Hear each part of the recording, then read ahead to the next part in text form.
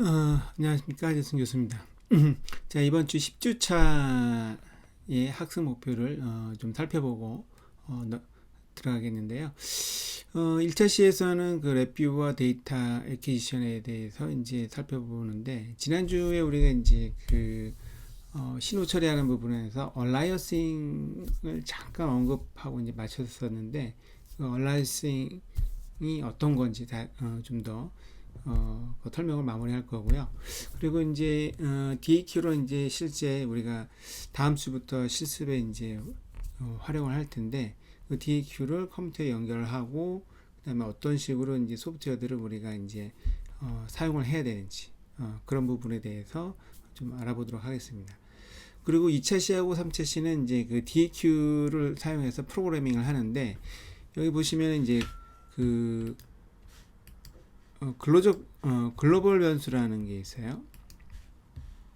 기능적 글로벌 변수, 그리고 표준 상태 머신 구조.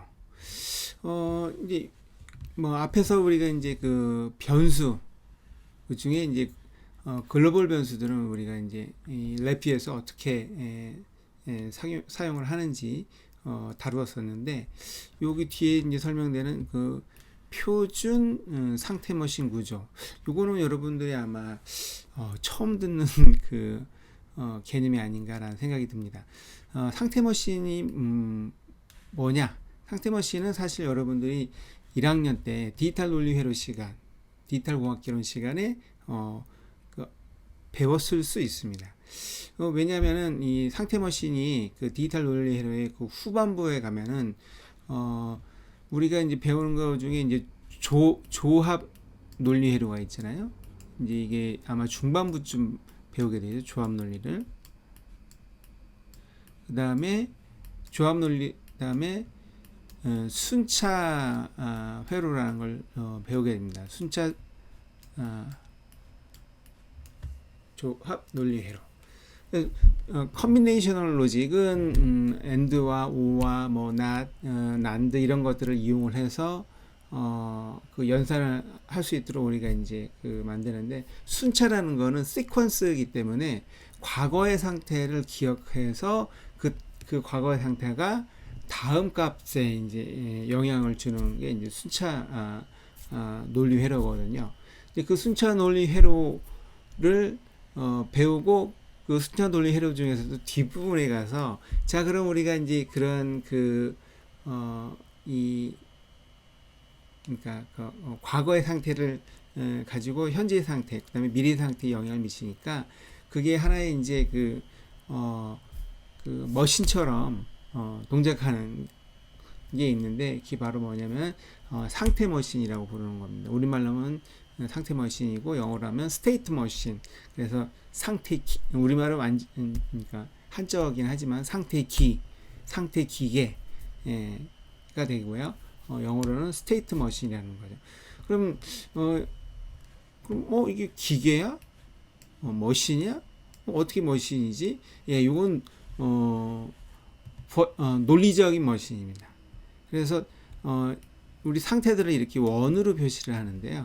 이 원이 그때 이제 상태를 가리키고, 이 상태 S0, S1, S2, S3 이렇게 이제 상태가 있다 그러면, S0의 상태에서 다음으로 어떤 입력값이 들어오면은 이 입력값에 의해서 움직이는 거를 이렇게 이제 화살표로 표시를 합니다.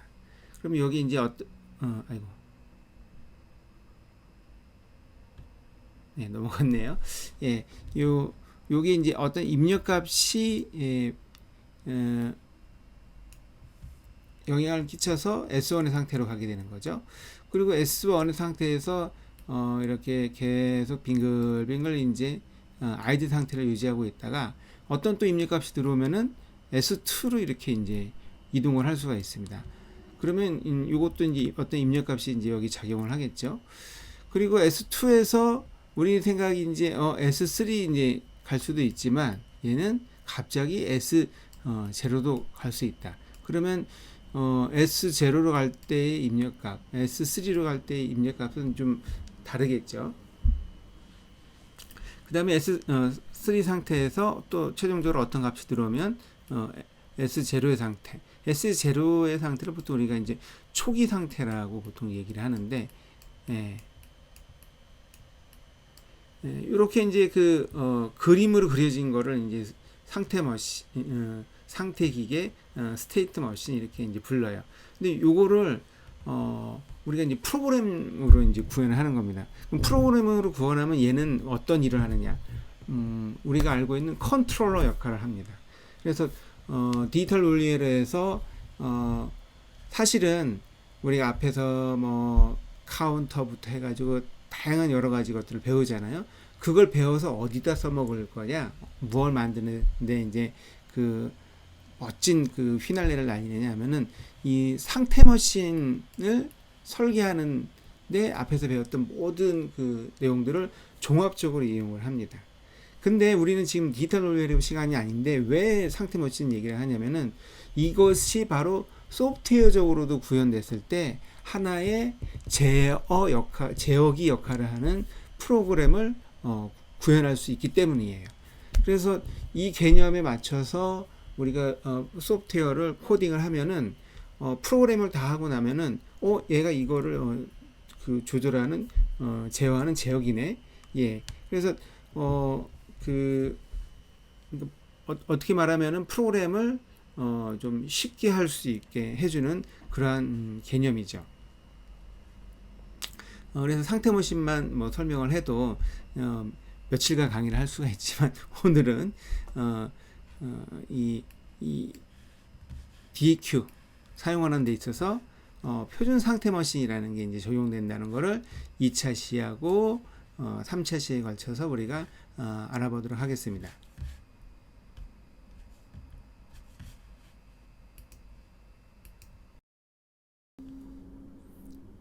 네, 그래서 3차 시에서도 이제 이 DQ 사용하기를 다룰 텐데요.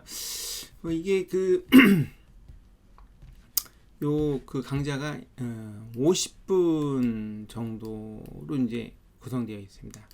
그래서 요 2차 시에서 요 50분의 절반인 25분을 들으시면 되고요. 그리고 3차 시에서 또 절반인 25분을 들으면 이 10차 강좌를 다 들을 수 있는 겁니다. 그래서 1차 시도 약 한 30분 가량 정도로 만들 예정이고요. 그 다음에 이제 2차 시, 3차 시는 똑같은 링크를 이제 걸 수밖에 없는데 1차 시에서 2차 시에서 25분 들으시면 아마 이제 다 들은 걸로 되실 거고, 나머지 3차 시에서 또 절반인 25분을 들으시면은 다 들은 걸로 아마 되실 겁니다. 자, 그러면 지난주에 이어서 이제 얼라이어싱이라는 거를 이제 살펴봐야 되는데요. 얼라이어싱이라는 거는 이렇게 이제 샘플링 속도에 문제가 있을 때 이제 발생이 됩니다. 그러면 샘플링 속도가 어땠을 때 문제가 되느냐? 샘플링이 너무 느리면, 너무 느리면 얼라이어싱. 얼라이어싱을 용어로는 위신호라고 해서 이제 신호, 원래의 신호가 아닌 다른 가짜 신호가 이제 획득되는 거 얼라이어싱이라고 얘기합니다. 그래서 이거를 이제 일종의 이제 디지털 컨버팅 하는 데 있어서 나타내는 피할 수 없는 문제들인데요. 그래서 그럼 이 얼라이어싱을 이제 어떻게 하면 피하느냐? 최대 주파수의 2배 이상의 속도로 샘플링을 하면 피할 수가 있습니다. 그래서 지금 이게 이제 바로 실제 신호인데, 자, 이 실제 신호보다 낮은 주파수로 이렇게 샘플링을 하게 되면은 원래의 신호가 아닌 요 파란색으로 되어 있는 신호가 획득이 되는 거죠. 그래서 가짜 신호가 이제 획득이 되는 거예요. 위신호. 그래서 이런 거를 이제 얼라이어싱이라는데, 그러면은 어떻게 하면 되느냐? 적어도 이 원래의 신호의 2배 이상의 주파수로 그 신호를 샘플링을 해야 됩니다. 지금 이거 같은 경우는 한 주기를 봤을 때 총 10번의 이제 샘플링을 했잖아요. 10번의 샘플링. 그래서 이런 경우에는 주파수가 이제 원래 신호보다 이제 5배 정도 이제 더 빠른 신호이겠죠. 그래서 이런 경우에 이제 그 적절하게 샘플링이 되는데, 이거보다 이제 그 주파수가 낮다. 그렇게 되면은 이제 이런 다른 신호가 이렇게 획득이 돼서 아까처럼 원래의 정연파가 아닌 훨씬 주파수가 느린 정연파가 이제 그 신호로 이제 획득되는 문제가 있습니다. 그래서 이렇게 요런 표현 방식은 이제 가로축이 사실은 이게 뭐예요? 시간 t축이죠. 시간 진행 방향에 따라서 이 신호의 폭을 보여주고 있는데요. 이렇게 이제 주파수와, 자, x축이 이제 주파수입니다. 주파수 프리퀀시를 가리키고요. 그 다음에 y축이 이제 앰플리튜드 크기를 가리킵니다. 그래서 이렇게 봤을 때 여러분들은 이런 이 그래프가 도대체 뭘 뜻하는지 좀 헷갈릴 수가 있는데,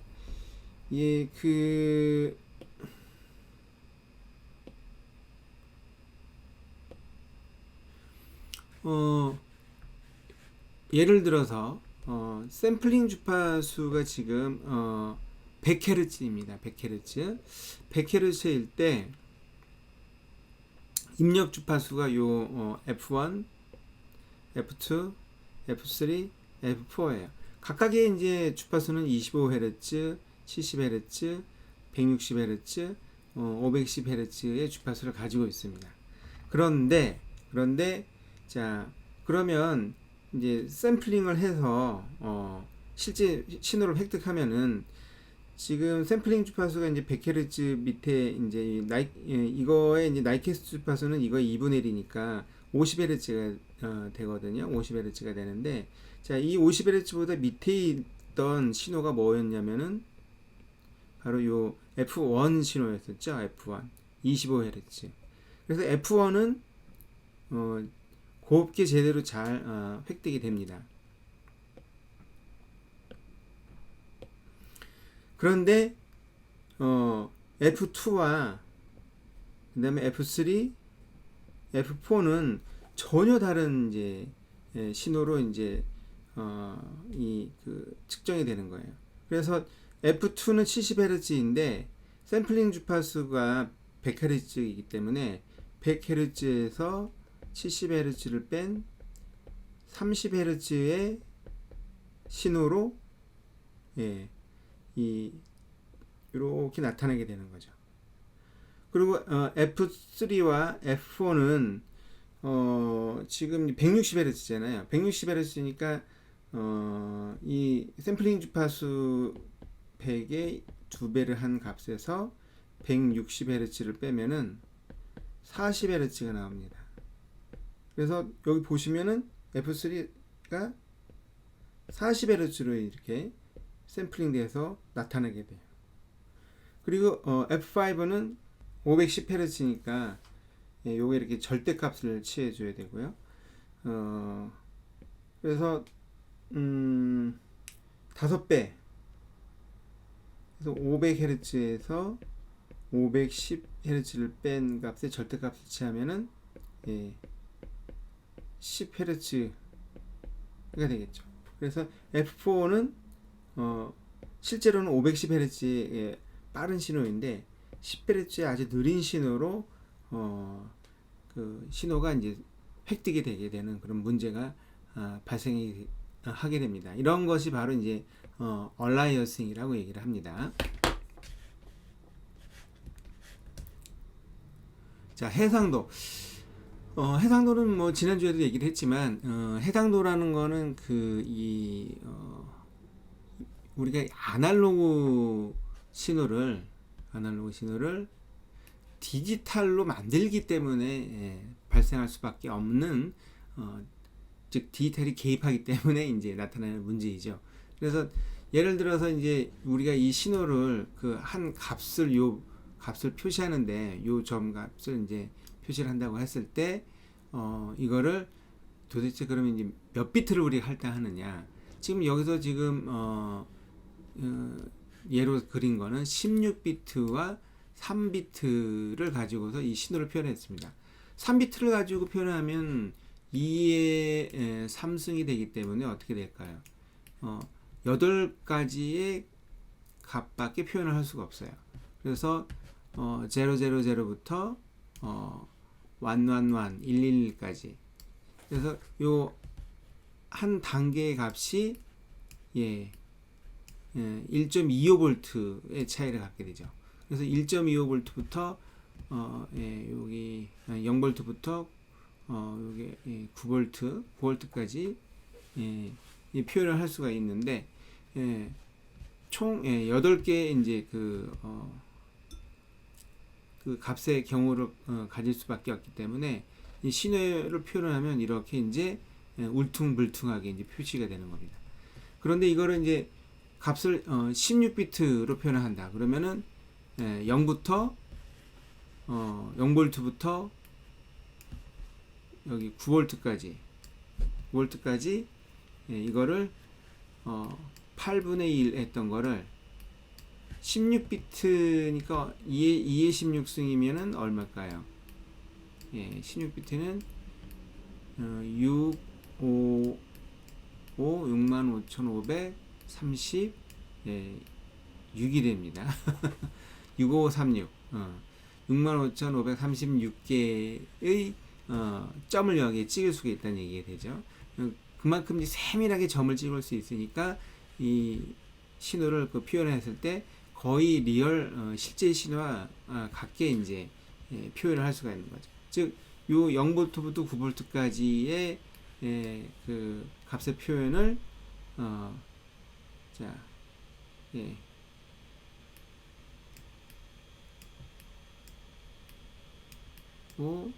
36분의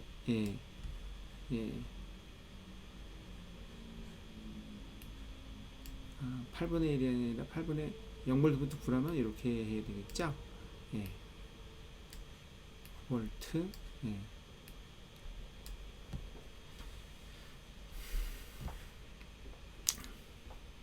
자, 증폭입니다. 증폭은 우리가 이제 신호가 리얼 월드에서 오는 신호는 굉장히 작습니다.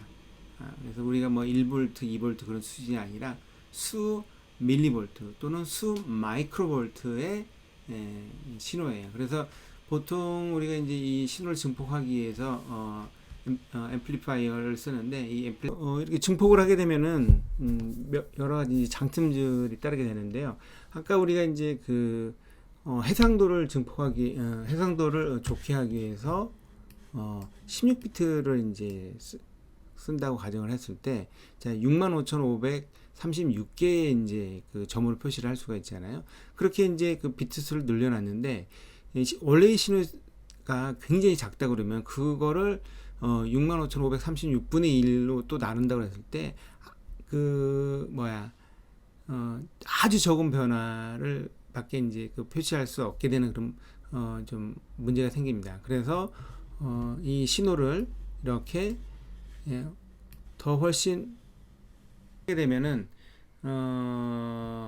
AD 컨버터가 최대한의 디지털 구간을 갖다가 활용해서 신호를 표현할 수 있는 그런 장점이 이제 뒤따르게 됩니다. 자, 코드 위스. 그래서 이제 이 코드 위스가 거기에 해당되는데요.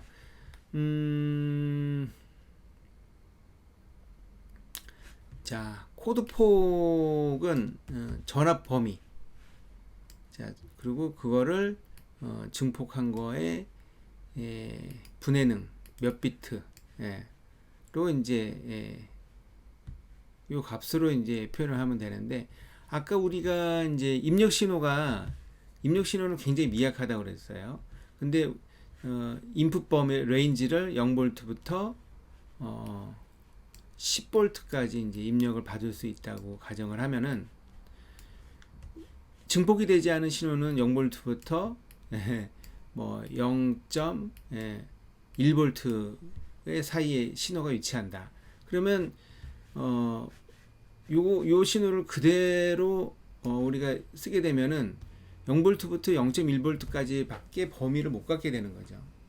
그러니까 코드의 비트 수는 굉장히 많은데, 이 할당되는 요 구간들의 값은 너무 이제 초분초만 그런 문제가 생기게 되는 거예요. 바로 요런 문제가 생기게 되는 거죠.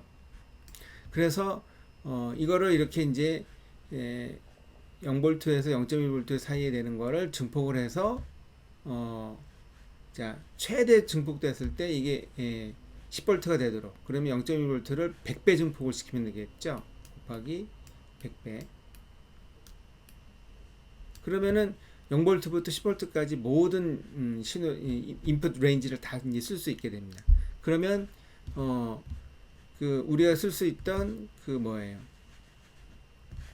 65,536개의 그 해상도에 해당하는 모든 비트들이 다 이제 사용될 수 있는 그런 이점이 따르게 되는 거죠.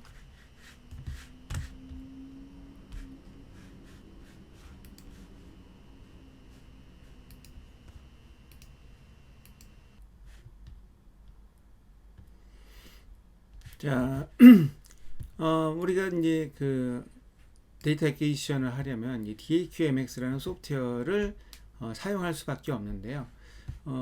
NI에서 그 DAQMX 드라이버라는 거를 이제 제공을 해주고 있습니다. 그래서 요거를 우리가 이제 여러분들이 다음주 실습을 할 때 인스톨이 잘 되어 있는지 이제 확인하고 넘어갈 거고요.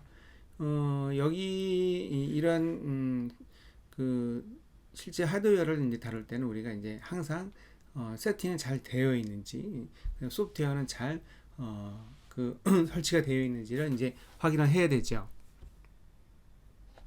그래서 우리가 쓰는 게 이제 맥스라는 게 하나 있는데요. 맥스는 Measurement and Automation Explorer의 약자입니다. 그래서 이걸 통해서 우리가 이제 그 점검하는 게 하드웨어 설정하고, 그다음에 이 하드웨어가 이제 뭐 그 설치는 되어 있지만 제대로 이제 동작하는지 다이거노스틱을 할 수 있는 소프트웨어가 되고 있고요. 그래서 이 맥스를 이용해서 이 하드웨어가 지금 잘 가동될 환경에 놓여 있는지를 이제 판단하는데 또는 설정하는데 사용을 하고 있습니다. 그래서 지금 요거 이제 그 DAQ 셋업하는 화면인데요. 지금 맥스를 실행하면은 여기 이제 디바이스와 인터페이스 목록에 NIDAQMX 디바이스 해가지고 지금 우리 컴팩트 DAQ 9172917이라는 DAQ를 쓰게 될 텐데, 그 셰시 안에 꽂혀 있는 이런 그 모듈들이 어떤 것들이 있는지 이렇게 표시가 됩니다. 여기 보면 9422, 뭐 9472, 9205부터 해가지고 이제 9265까지 쭉 이렇게 꽂혀 있는데요. 우리는 지금 4개를 여러분들에게 이제 지원을 해주고 있으니까 여기에 1, 2, 3, 4번까지가 이제 꽂히게 되겠죠. 그래서 이제 우리가 이제 그 프로그래밍을 할 때 이 랩뷰에 이 DAQMX가 함수를 이제 지원을 해주고 있어요. 그래서 함수 팔레트에서 측정 IO에 가가지고 측정 IO에서 DAQMX라는 아이콘을 클릭을 하게 되면은 이렇게 함수 팔레트에 여러 요건 이제 로우 레벨들의 이제 그 함수들이죠. 읽기, 쓰기, 그다음에 뭐 초기화하고 뭐 파일화하고 버스트 전송하고 하는 그런 여러 다양한 그 노드들 보이고요. 그다음에 이거를 이제 완전 자동화해서 할 수 있는 게 바로 이 DQ 어시스턴트라는 함수 노드가 있습니다. 이걸 이용을 하면 이제 굉장히 이제 그